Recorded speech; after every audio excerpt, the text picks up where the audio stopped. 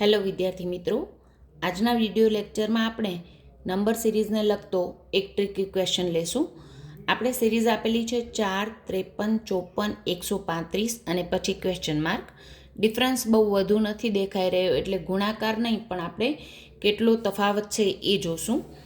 4 અને 53 વચ્ચેનો ડિફરન્સ થશે 49.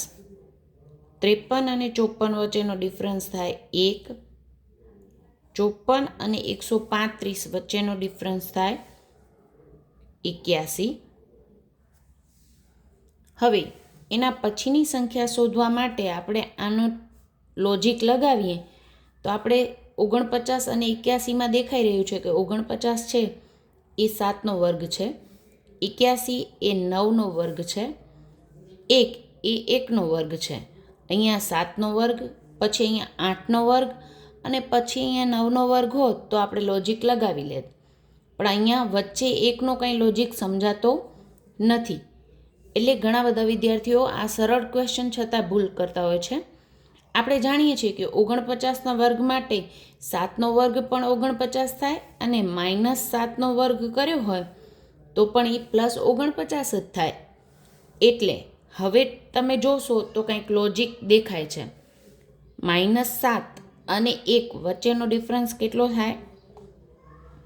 8. 1 અને 9 વચ્ચેનો ડિફરન્સ કેટલો થાય? 8.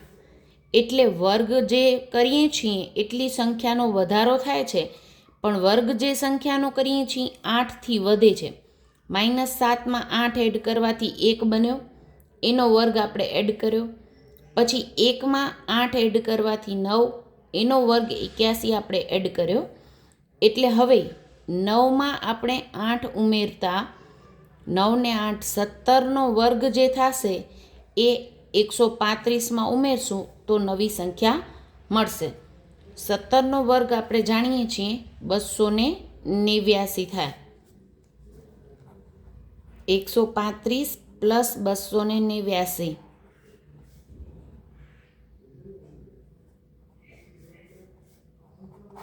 424. ડી આપણો રાઈટ આન્સર બને છે.